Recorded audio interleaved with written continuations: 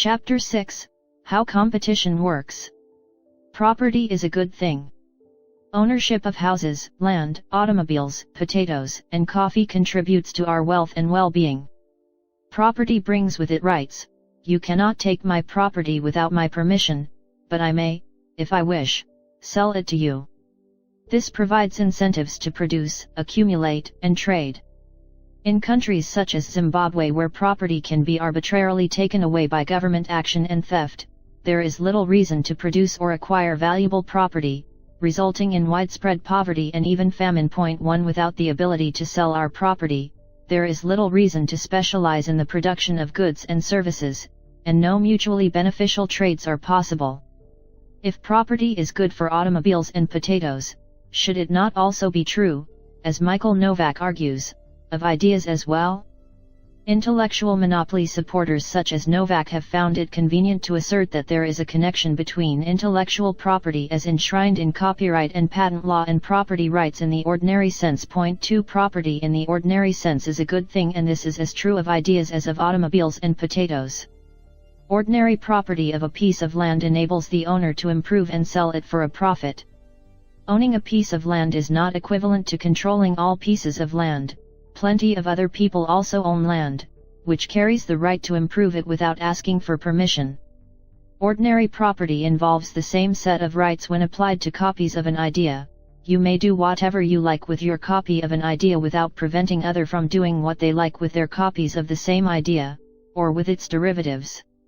This is what property in the ordinary sense allows one to do both on pieces of land and copies of an idea, which is quite different from what intellectual property allows one to do with copies of an idea. Intellectual property is the right to monopolize an idea by telling other people how they may, or more often, may not, use the copies they own.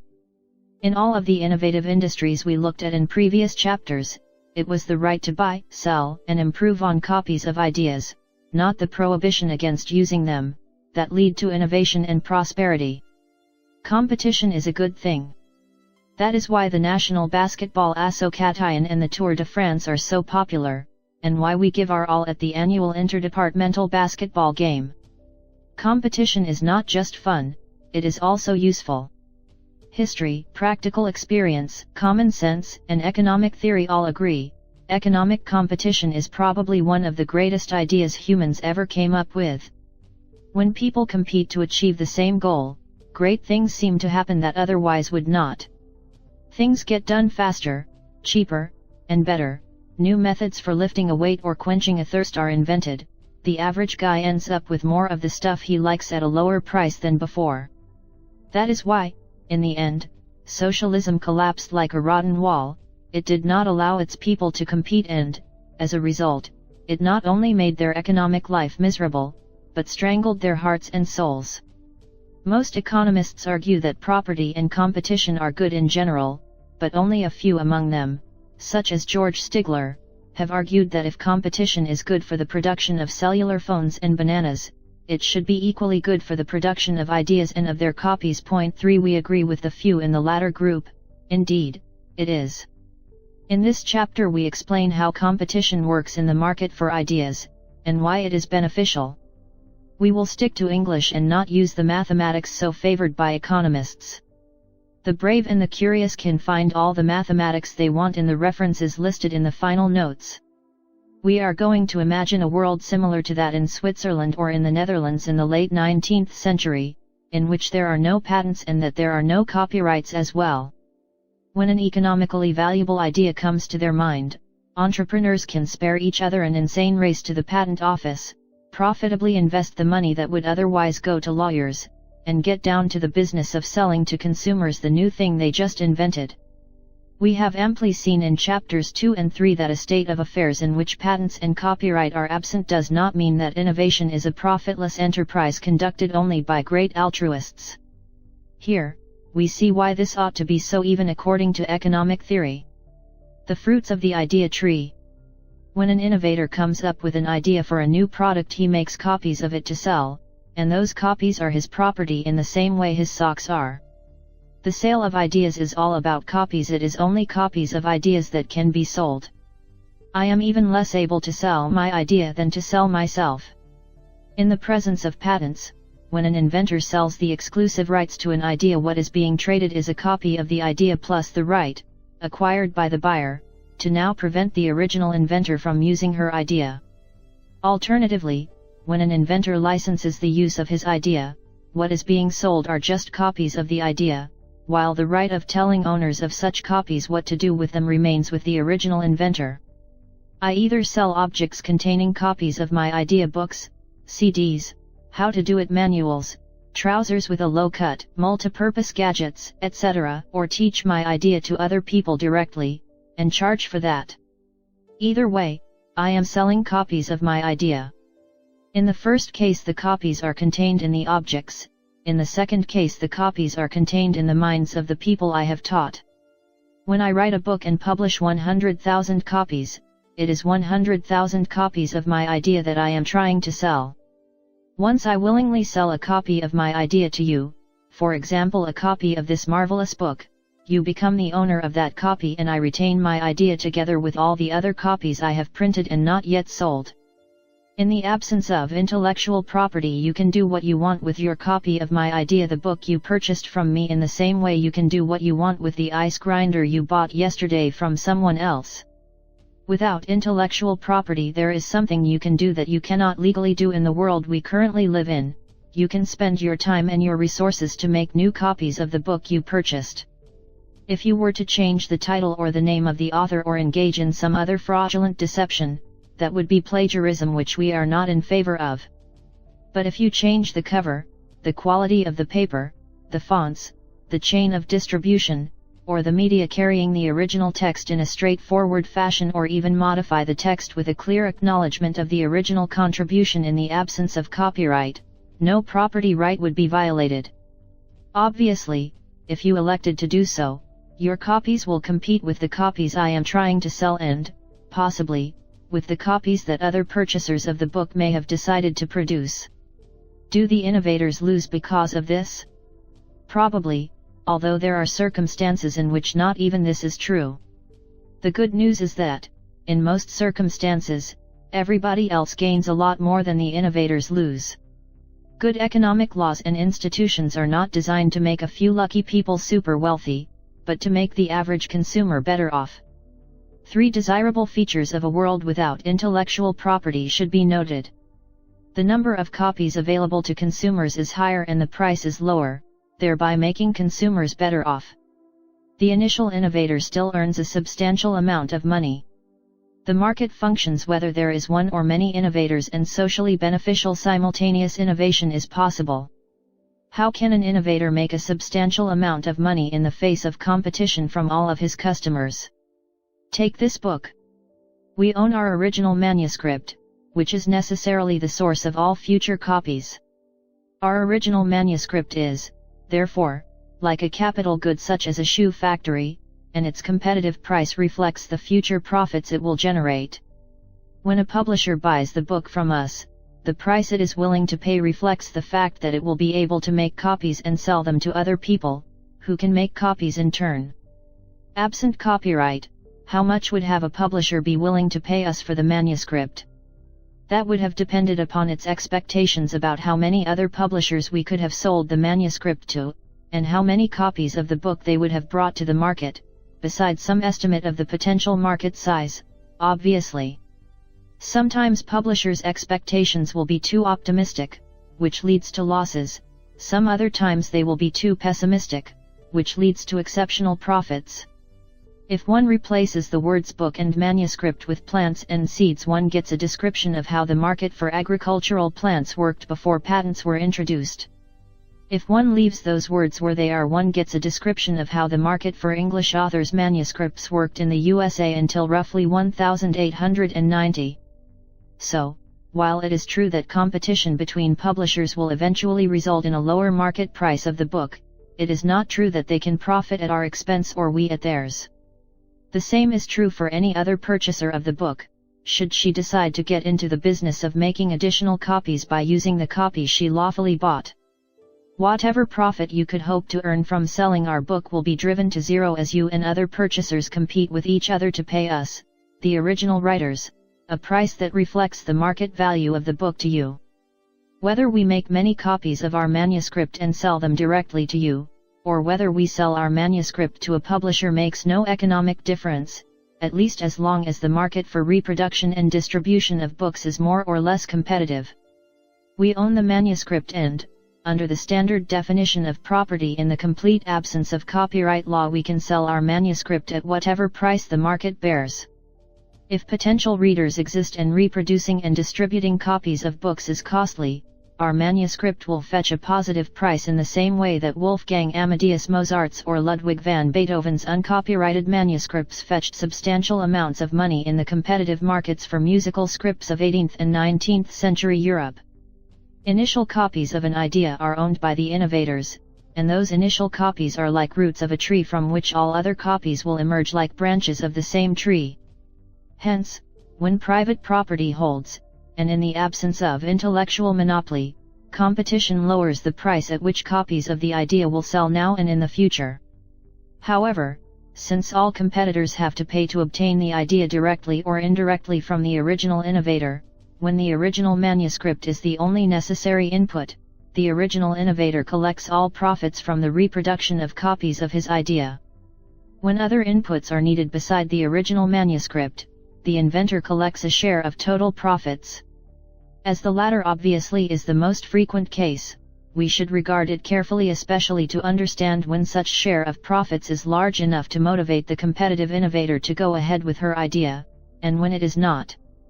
Economists refer to the net benefit to society from an exchange as social surplus. With intellectual property, the innovator collects a share of the social surplus she generates. Without intellectual property, the innovator collects a smaller share. This is the competitive value of an innovation. When such competitive value is enough to compensate the innovator for the cost of creation, the allocation of resources is efficient, neither too few nor too many innovations are brought about, and social surplus is maximized. One can show mathematically that, under a variety of competitive mechanisms, the private value accruing to an innovator increases with the social surplus. Inventors of better gadgets make more money. This is true even when the private value becomes a smaller share of the social surplus as the latter increases. Notice that we insist on a share of the social surplus, not the entire surplus. Contrary to what many pundits repeat over and over, there is nothing terrifying about this. Even under intellectual monopoly, innovators receives a less than 100% share of the social surplus from innovation, the rest going to consumers. Under competition for those innovations that are produced, both consumers and imitators receive a portion of the social surplus an innovation generates, and such portion is strictly larger than in the previous case. These pundits use the jargon uncompensated spillovers to refer to the social surplus accruing to those besides the original innovator. There is nothing wrong with such spillovers, however. That competitive markets do allow for social surplus to accrue to people other than producers is, indeed, one of their most valuable features, at least from a social perspective. It is what makes capitalism a good system also for the not so successful among us. The goal of economic efficiency is not that of making monopolists as rich as possible. In fact, it is almost the opposite. The goal of economic efficiency is that of making us all as well off as possible. To accomplish this, producers must be compensated for their costs, thereby providing them with the economic incentive of doing what they are best at doing. But they do not need to be compensated more than this. If, by selling her original copy of the idea in a competitive market and thereby establishing the root of the tree from which copies will come, the innovator earns her opportunity cost, that is, she earns as much or more than she could have earned while doing the second best thing she knows how to do, then efficient innovation is achieved, and we should all be happy. The Garden of Eden portrayed until now and through which we stroll until when, in a couple of sections, we will eat the apple of indivisibility and be forced out of it without even an evil snake to blame, follows from the fundamental principle that it is copies of ideas that have economic value, and that there can be many copies of the same abstract idea, your copy, my brother Jake's copy, and Wilson Pickett's copy. Copies of ideas are always limited, and it is always costly to replicate them. This is why they are valuable and why they should enjoy the same protection afforded to all kinds of property. They should not be taken away without permission, and the owner should have the legal right to sell them.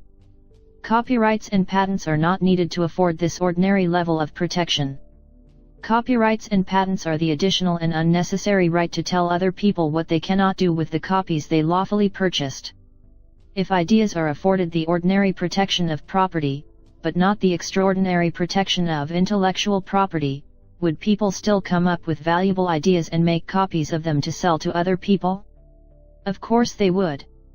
As we have just argued, more importantly, as the endless list of examples in chapters 2 and 3 proves, people can make lots of money from selling copies of idea under this competitive property right regime.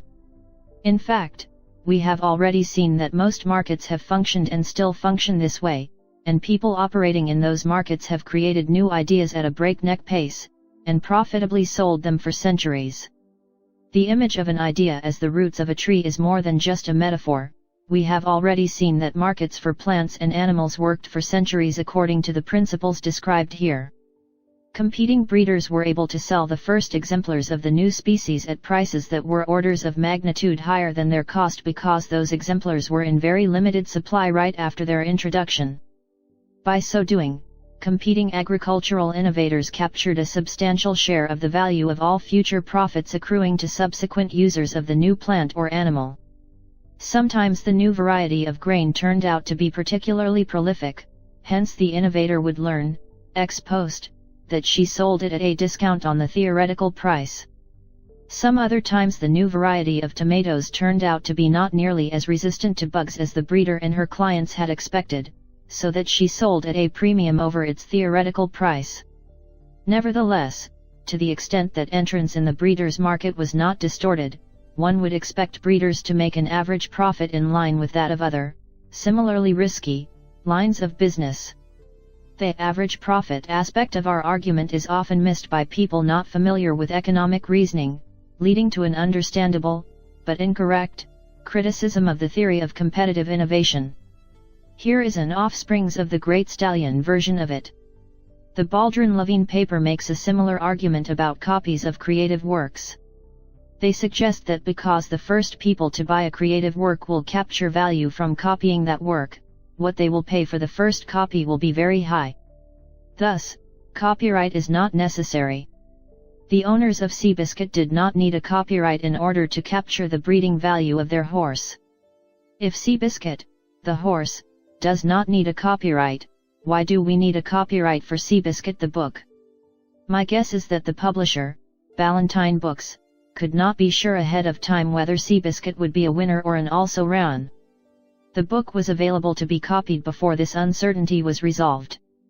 Without copy protection, another publisher could wait for Ballantine's full line-up of books to come out, observe how they sell, and then choose to copy only the popular titles.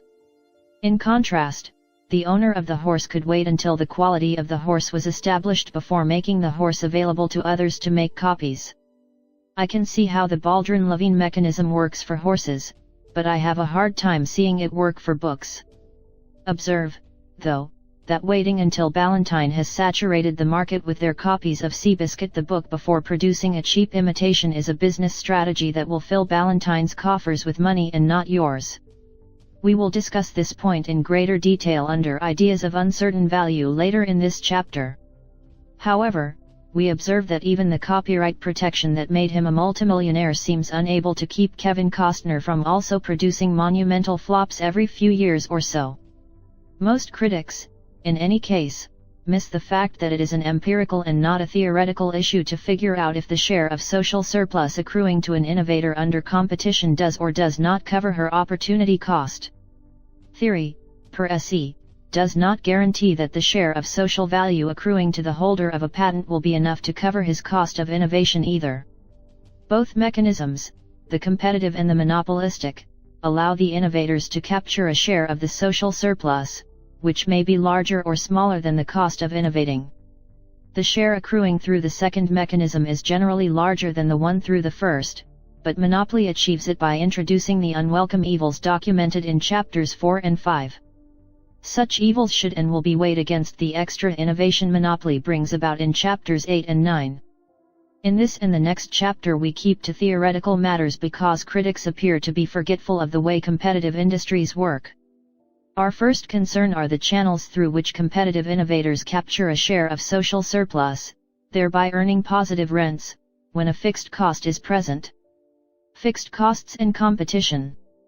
The mythical inventor spends lots of time and resources to come up with a new product, a different way of doing things, a novel organizational form, or whatnot.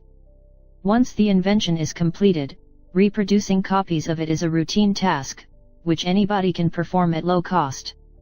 Leave aside the fact that this mythical description probably applies to no more than a tiny fraction of innovations, that most of the useful things surrounding us are not the product of some great leap forward due to the imagination of a Promethean genius but are, instead, the outcome of a string of humble and mostly overlooked incremental improvements carried out by thousands of ordinary human beings.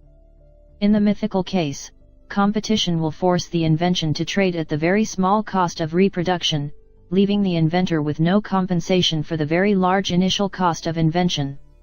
This has led many to think that innovations are unbefitting of trading in competitive markets. This is a powerful argument, so powerful in fact that it ought to apply to all industries. Take for example the shoe industry. A factory that produces shoes is expensive. Once the factory is built, shoes can be produced cheaply at a relatively low cost for each pair. If two shoe factories are built, competition between them will drive price down to the cost of producing a pair of shoes, leaving the factory owners with nothing left over to pay for having built the shoe factories. Why, then, do we not consider shoes to be a special entity among economic goods, also unsuitable for competitive markets? Why not special shoe laws entitling the shoe manufacturer to special rights over the lives of shoe buyers and sellers? The same could be said of gasoline and many other industries. An oil refinery is most certainly a very expensive plant. Building a refinery costs orders of magnitudes more than producing a gallon of gasoline from that same refinery once it is in place. Still, we are not troubled by the idea that the oil and refinery industry should be ruled by open competition. What is it that makes us so confident that competition in shoes and gasoline is an obvious and good thing to have? A factory cannot produce an unlimited number of shoes, and oil refineries have limited capacity. If the shoe factory is small enough, relative to the size of the market, it will produce only a modest number of shoes, and consumers will be willing to pay a premium over marginal cost for the limited number of shoes available. We can illustrate our story about shoe production in a diagram of supply and demand much beloved by economists. On the horizontal axis, we show the quantity Q of the number of pairs of shoes that are sold. On the vertical axis, we show the price P and the cost of shoes. The height of the horizontal gray line labeled MC is what economists call marginal cost. This is the cost of producing a pair of shoes after the shoe factory is built. But the factory or the factories can produce only so many pairs of shoes. This limited number is the capacity of the factory or of the industry, when there are many firms producing similar shoes, which we represent by the vertical dotted and dashed lines, representing the cases of low and high capacity respectively. The willingness of consumers to pay for the shoes is their demand, represented by the downward sloping black line. The more pairs of shoes they buy, the less consumers are willing to pay for additional shoes, hence the downward slope. Take first the case of high capacity, the dashed vertical line. Under competition, we have the famous result that competitors will produce shoes until the price of shoes represented by demand falls to marginal cost.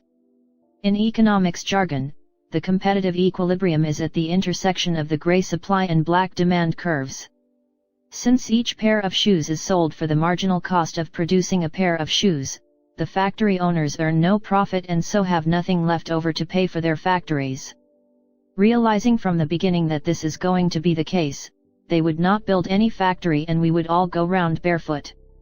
If shoe producers were foolish enough to build only very large capacity factories, or to build so many factories that total industry capacity always stands at the dashed vertical line, this would be the end of the story. Suppose instead that the factory is a low capacity factory, represented by the dotted vertical line. Even better, suppose the dotted vertical line corresponds to the industry total supply obtained by adding up a bunch of reasonably sized factories. It is no longer possible to supply enough shoes to drive price down to marginal cost. The competitive equilibrium is now at the intersection of the dotted vertical line and the downward sloping black demand curve. Price is more than marginal cost. The difference between the price and marginal cost is called competitive rent. This amount can be used by shoe producers to cover the cost of building their factories. And indeed, in the competition to build factories, shoe producers will build just enough capacity that their competitive rents cover the cost of building the factories. This is Adam Smith's invisible hand. Just the right number of factories of the appropriate size are built, and social surplus is maximized. What is true for shoes is also true for ideas. It is no more possible to flood the world instantaneously with copies of an idea than it is to produce an infinite number of shoes from a finite-sized factory. Because copies of ideas are always limited, like shoes, they always command a positive price.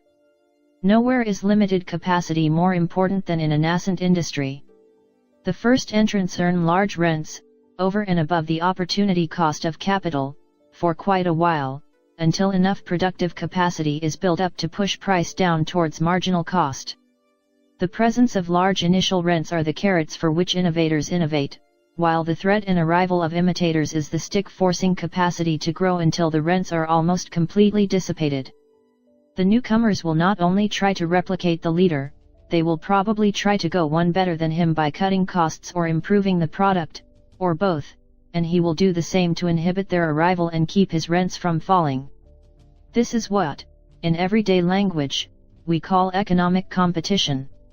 It is this competitive process that rapidly improves new products and makes them cheaper, making all of us better off in the meanwhile. Eventually the competitive process increases capacity and reduces competitive rents, but not to zero. This is true in both the shoe and the idea industries. To the extent that even the last entrant must build a costly plant, she will have to earn some rents on the price of shoes, to pay for the cost of the plant. Similarly for the imitator who is trying to compete with an innovator, as long as imitating an idea and learning how to make copies of it involves some fixed cost, a positive distance will remain between the market price and the marginal cost of reproduction. Hence rents will be earned for a long while, and the rents earned by the innovator are commonly much larger than those earned by its imitators. The market shares of aspirin, Coca-Cola, and Tide are still very large, indeed. An observation for the technically inclined reader. Nothing depends upon the fact that, in the graph above, the gray MC curve is a straight horizontal line, representing what economists call constant marginal cost. Imagine that, for given capacity, marginal cost was increasing, meaning that the gray MC line would slope upward. Everything we said is still true, and the competitive rents are still there, as long as the dotted vertical line crosses the black line of the demand curve before the MC curve does. What matters is that total installed capacity is not too large with respect to the size of the market, that is, demand. In the next section, under the label of indivisibility, we look at the case in which this does not happen, and the initial productive capacity is too large. When the innovation is particularly good and making copies particularly easy, many people will imitate the innovator. We have seen this happening over and again in new industries. Too many people enter and too rapidly, too much capacity is built, and some firms, usually the least efficient, earn negative rents, which in the real world are called losses, and exit. Economists call this stage in the development of an industry, the shakeout. Shakeouts happen in the market for shoes and in that for lollipops, so we expect them to happen in a competitive market for copies of ideas as well. You may recall when the last shakeout in a competitive market for ideas took place. It was the dot-com bust of 2000-2001. Using the internet to do business, from selling airline tickets to manage your financial portfolio, was a great innovative idea that someone, perhaps Al Gore, had. Fortunately for us all, it was not yet patentable, and once the first dot-com business was created, other entrepreneurs started to make copies of this idea, and other dot-com companies were created. This was the boom, followed by the bust, and then the more stable but still fast growth we have witnessed during the last several years. We would have not had an efficient .com sector without a boom and the following shakeout, and we would not have had either if intellectual monopoly had been involved. While entrepreneurs whose inefficient firms are forced to exit do not like to hear this, shakeouts are good and socially valuable events. It is a pity that all those ill-conceived and inefficient companies are forced to shut down, but competition is not a gala dinner. 6 And getting rid of inefficient firms while allowing efficient ones to blossom is exactly what competition is supposed to accomplish. We all agree this is good for the shoe industry. It is good also for the idea industry. We may have forgotten, but it was Xerox, not Microsoft or Apple, that invented the GUI based on manipulating icons on a graphical screen. Still, most of us would agree that it was socially beneficial that Microsoft imitated and outperformed the original innovators. Eventually, mature industries reach some kind of long-run equilibrium where there is roughly the correct amount of productive capacity, the rents earned by the marginal firm are just enough to pay for its fixed costs, and what we call competitive equilibrium reigns. Until, of course, some other innovator comes along with a new kind of shoe and steps over the placid equilibrium lake to create the socially beneficial waves of competitive innovation, which is the source of all progress. Indivisibility. Our analogy between shoes and ideas has served us well so far, which is why it is the right time to drop it and examine the crucial difference between the economics of shoes and the economics of innovation. The fact that the innovator will earn a rent means that some ideas will be produced under conditions of competition. But it does not imply that every socially valuable idea will be produced. Eating the fruit of the indivisibility tree will reveal to us the limits of competitive innovation. Consider again the case of a shoe factory.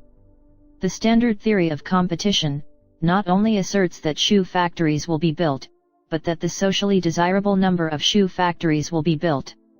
The reason for this is that shoe factories are fairly divisible.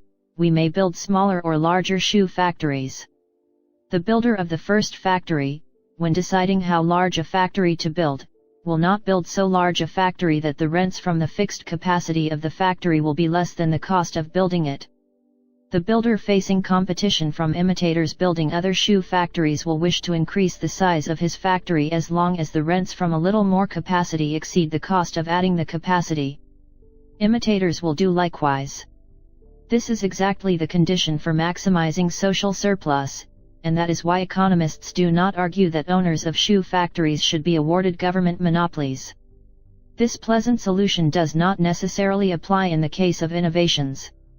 By contrast with shoe factories, even with minimal installed capacity, the copies of a book that can be made over an extremely short period of time may be so many as to essentially flood the market, dropping the price to near marginal cost almost immediately.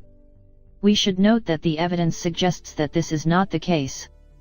The resulting difference between price and marginal cost may be so small that, when multiplied by the number of copies, it yields an insufficient rent.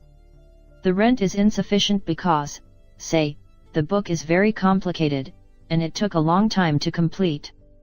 There is no way to offset this combination of excess capacity and large fixed cost by producing a smaller book that is a good substitute for the complete book. This is something we can bear witness to. The presence of such an indivisibility in the innovation process and the fact that initial capacity may be large relative to the size of the market is a key fact about innovation under competition. Most ideas are not divisible, and there are cases in which the cost required to come up with the first prototype of an idea is quite large, compared to the size of the market for copies of that idea. Said differently, the capacity the innovator must install, more often, that is already installed, is so large, given the demand for the good, that one is not likely to earn any rent over marginal cost. In this case, a rational innovator understands she cannot recover the initial fixed cost, and does not even get started. For a given demand, when these two anomalies, large minimum capacity and large fixed cost, meet, competitive markets do not function properly. This is the heart of the economic argument for intellectual monopoly, that the additional profit achieved by a monopolist may, some of the time, lead to socially desirable innovations that would not be produced with unfettered competition. Let us be clear, as a theoretical argument this is a sound one and we would not dream of denying it. In fact, it is a special case of the very same model we have proposed both here and elsewhere. We are not arguing the case of large initial capacity and small market size cannot arise, just that it is far from being the only possible case. Which one is more frequent in the real world is an empirical problem, not a theoretical one. The theory of competitive innovation admits both the case in which the minimum size is small and the indivisibility irrelevant, and the case in which it is relevant. Is indivisibility a relevant practical problem? As we have already seen and shall see even more, available evidence suggests it is not. Notice that, as a matter of both theory and facts, when the economy expands in size the economic relevance of indivisibility is progressively reduced. So, too, as people become richer over time. Hence, economic progress makes competitive innovations easier and easier, and the economic justification for intellectual monopoly diminishes as time passes and the economy grows. The collaborative advantage. Large advances are generally built out of many small innovations. The process of innovation is greatly enhanced when innovators share information, enabling other innovators to bootstrap off of their advances. Because under competition all competitors can imitate, and so benefit from the innovation of everyone else, the incentive to share information is strong.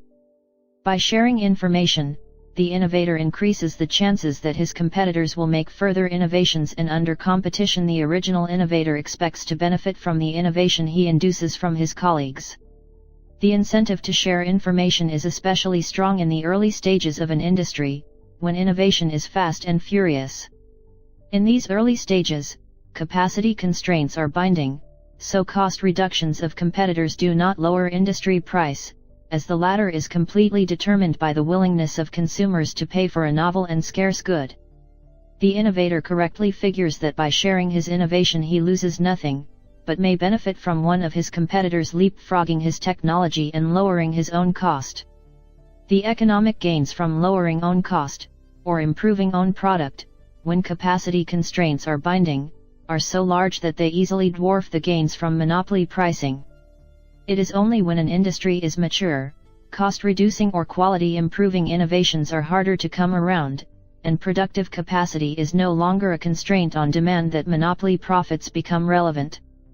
In a nutshell, this is why firms in young, creative, and dynamic industries seldom rely on patents and copyrights, while those belonging to stagnant, inefficient, and obsolete industries desperately lobby for all kinds of intellectual property protections. The collaborative advantage argument is often countered with the following. Suppose one firm chooses not to spend anything on innovation. It gets the same amount of progress as the other firms that do spend on innovation. Hence it gives its stockholders a higher return.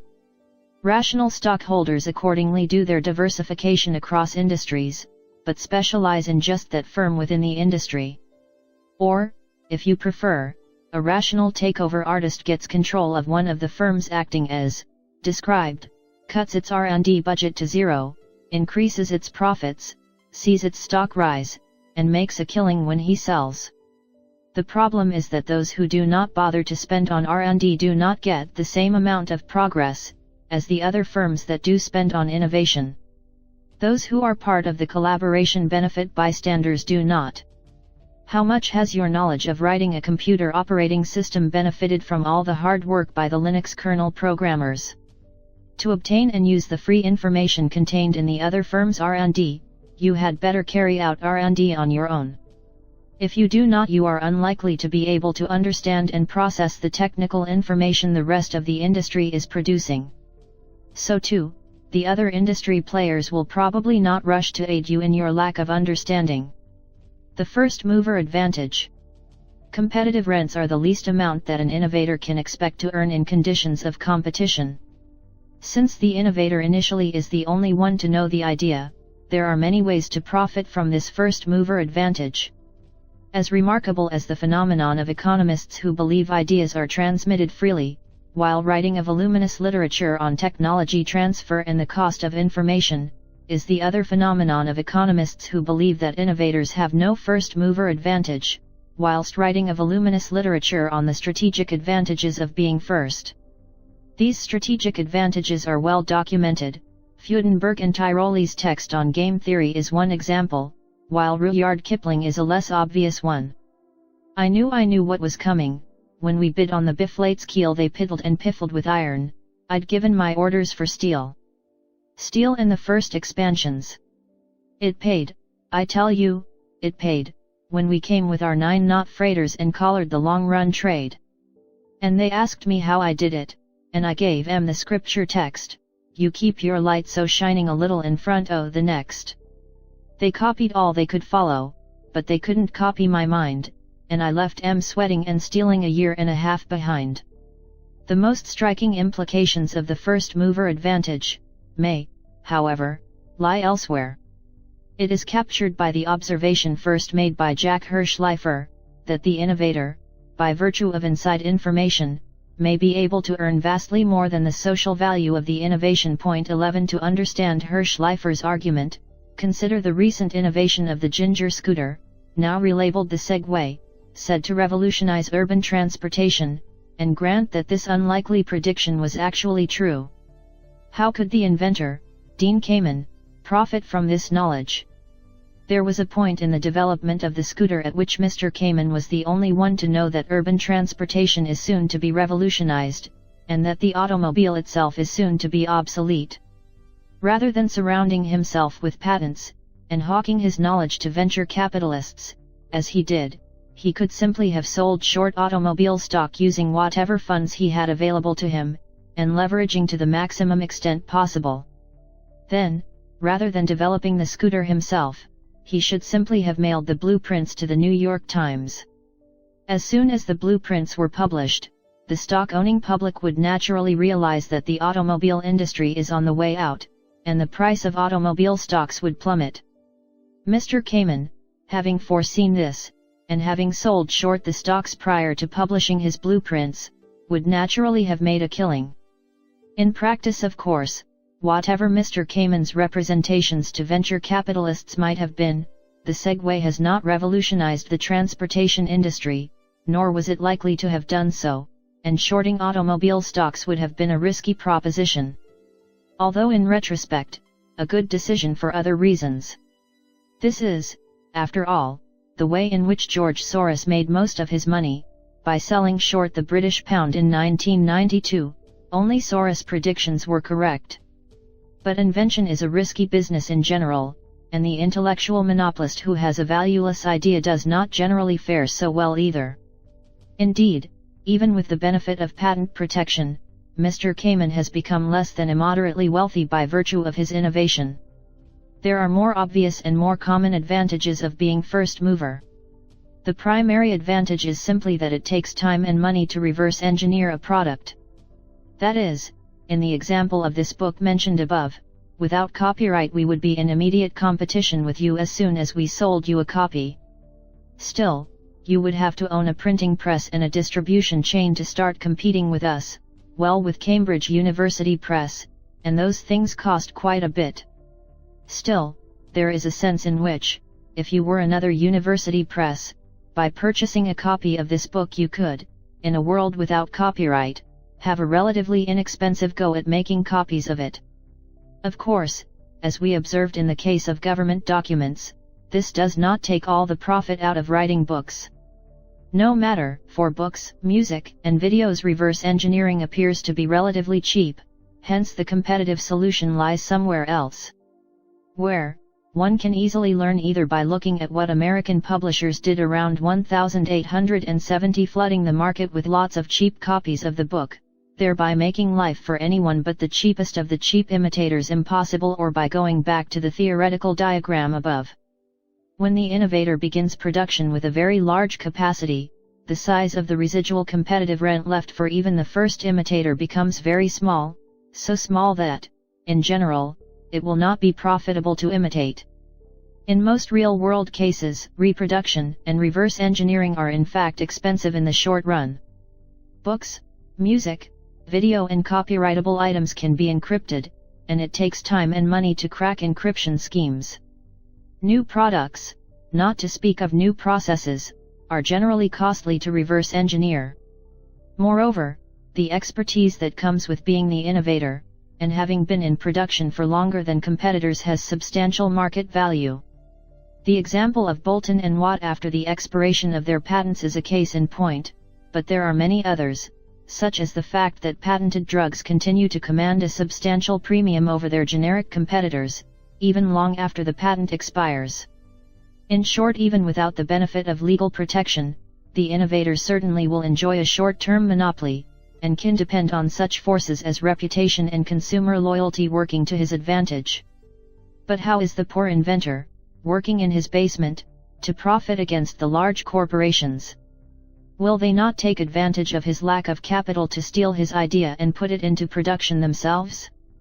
Here we appeal to the clever scheme, explained by Anton and Yao in an article in the American Economic Review, showing how the inventor can avoid this. To return to the example of the Ginger/Segway scooter, Mr. Kamen could have gone to one of the automobile companies, Ford, perhaps, and shown them his blueprint for free. He would then promise to keep it secret from their competitors, but only in exchange for a substantial share in Ford Motor Co. This creates what an economist would call an incentive-compatible mechanism, and what a pundit would call a win-win situation. The secret would have substantial value, since Ford would enjoy a first-mover advantage. As long as Mr. Kamen asked for less than the full value of the invention to Ford, they would be happy to pay, for if he were to reveal the secret to their competitors, they would lose their monopoly profits. On the other hand, Ford would understand that Mr. Kamen, sharing in the Ford stock, would not reveal the secret to the other companies as this would reduce the value of his stock. Let us note, in passing, that this argument reveals that competition is double good for both society and inventors. First, for the reason stated above. Second, because Mr. Kamen's threat to Ford is credible if and only if there is at least one competitor to Ford in the production of cars. Absent competition in the production of cars, the genial innovator would have much less bargaining power with the only producer of cars. Hence the moral, make sure to enforce competition, among innovators but also between not-so-innovative producers of old goods, such as cars and shoes, quantifying the first-mover advantage. How strong the first-mover advantage is depends on whether profits are earned from venues in which duplication is difficult, or in which profits can be earned quickly. When the first-mover advantage is strong, the economic rationale for protection is weak, since most worthwhile works will be produced in the absence of intellectual monopoly. Lobbyists from the book industry such as the Authors Guild, the RIAA, speaking for the recording industry, and the MPAA, speaking for the movie industry, have been quite adamant about the need for protection of their intellectual property. It is worth taking a look at how strong the first-mover advantage is in these industries. In the case of movies, prior to the advent of the VCR in the mid-1970s, the bulk of film revenue was from theatrical performances, with a small portion coming from television reruns. The bulk of profits are earned in initial theatrical releases, which are typically several weeks to a month. Following the first-run theatrical release, there is typically a second run, beginning 1 to 2 months after the end of the first. The striking feature about the second run is that ticket prices are typically much lower than the first run. For example, in 2002, in Chicago, examining ticket prices on the internet, we find that the typical first-run ticket costs $9, and the typical second-price ticket about $3. This high degree of impatience on the part of moviegoers is precisely the type of environment in which the case for intellectual monopoly is weak. Especially since theatrical performances certainly are bounded by capacity, theatrical seat capacity, in this case, even in the absence of copyright. We can also estimate the willingness to pay for earlier delivery through the examination of express delivery charges. On October 1, 2002, Amazon.com, for example, charged 99 cents per book delivered in 3 to 7 days, $1.99 per book delivered in 2 days, and $2.99 per book delivered in 1 day. Some consumers at least are willing to pay $1 extra to have a book delivered 24 hours sooner. This is obviously a substantial first-mover advantage. Indeed, for books, we do find that upfront profits are typically the most important. Eric Flint reports that the standard experience is that 80% of a trade fiction book's sales happens in the first 3 months. 13. He provides the following data for his own novel with David Drake, A Bleak Approach. Our own data on a much broader base of fiction novels shows a decrease in sales over the initial 4 months of roughly a factor of 6. The book industry, at least for paperback novels, is an industry in which the cost of creation is relatively small. Flint reports that the average paperback sells, traditionally, about 15,000 copies which, with a royalty of $2 per copy, would work out to about $30,000, also consistent with our broader database. In the case of recorded music, we have the benefit of a natural experiment. Prior to 1999, recorded music was effectively protected by copyright law and technology.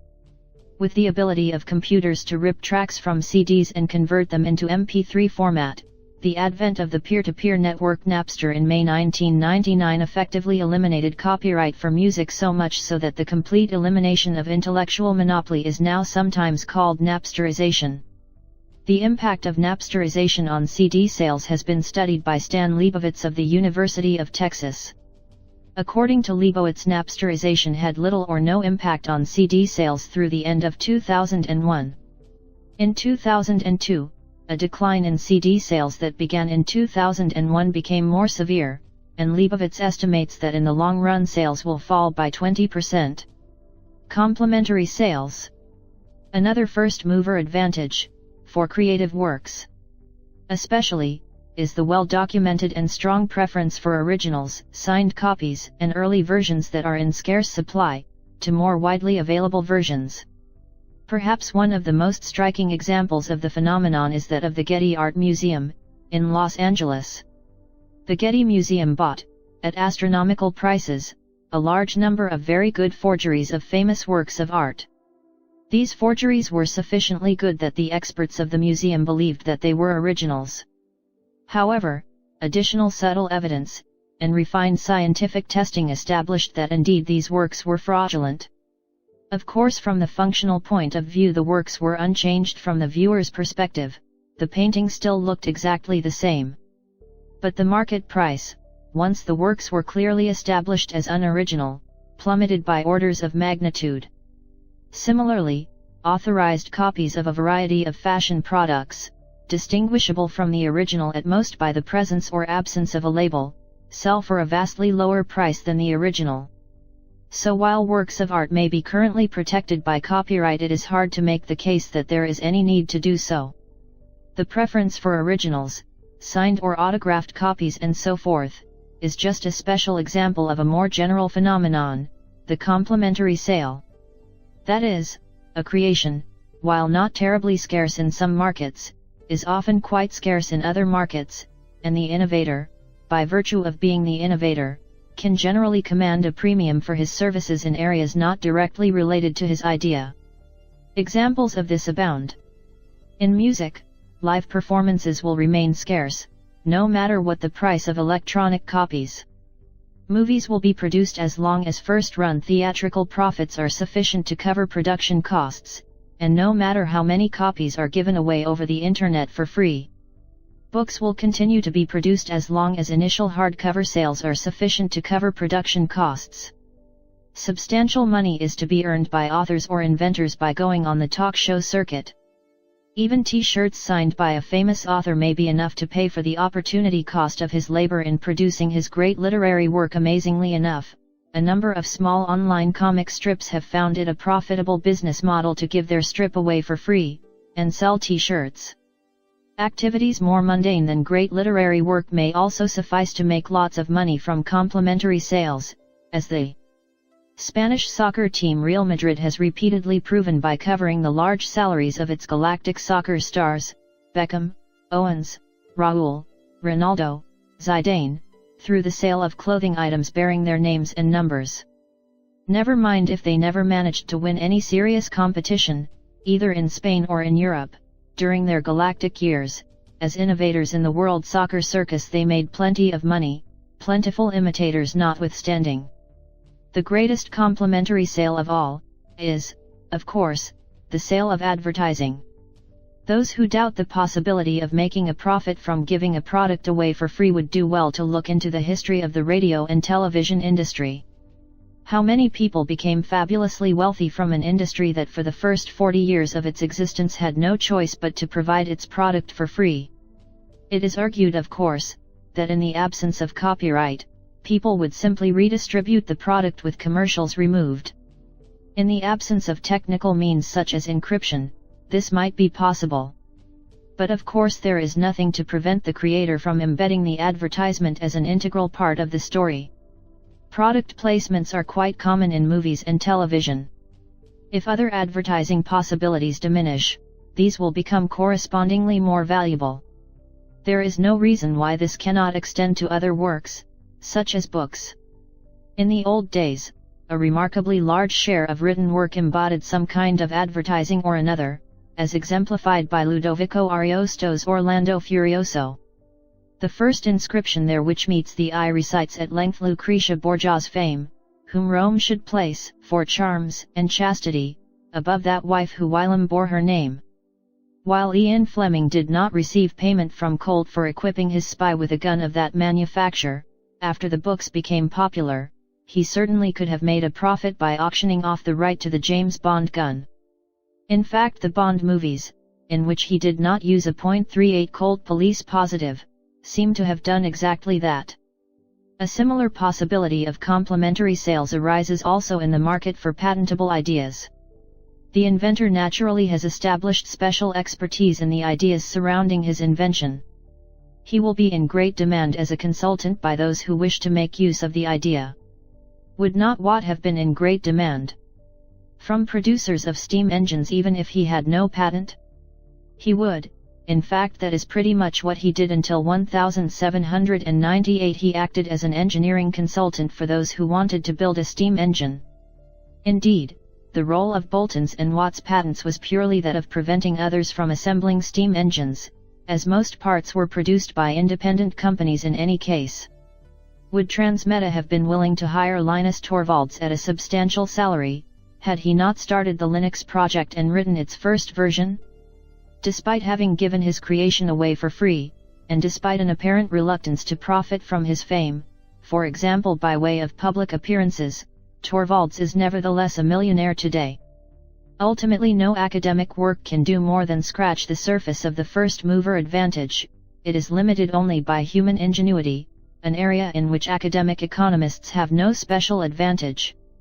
For example, profits can be made by escrowing contingent orders in advance, through serials and cliffhangers, or even by selling tickets to a lottery involving innovation as one outcome. Looking back over history, we see the ingenious methods adopted by entrepreneurs in markets where indivisibilities have posed a problem. In the medieval period, the need for convoys created a substantial indivisibility for merchants that was overcome through the clever use of contingent contracts.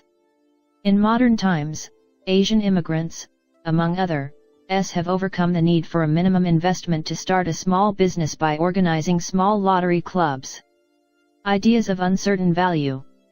Intellectual property supporters, such as Jack Valenti, former head of the Motion Picture Association of America, become extremely agitated about the fact that many innovations are risky. After all, it is bad enough that competitors should be allowed to steal your creation. But if the original project is risky, they will only choose to steal if you are successful. Few illegal copies of such great flops as Ishtar are widely distributed on the internet. We have already mentioned elsewhere that such an argument makes little practical sense. There is only one way in which one can tell for sure if a movie or a book is a great success or a flop, and that always comes after the fact. If something is labeled a great success, it means it sold lots of copies already, thereby allowing its original creator to make lots of money. That an imitator comes in after the fact grabbing a few crumbs from the floor, cannot make much of a difference. In any case, it remains true that when a new product is launched, it is with a high degree of uncertainty as to its actual market performances. What implication does the existence of uncertainty have for competition in the ideas sector?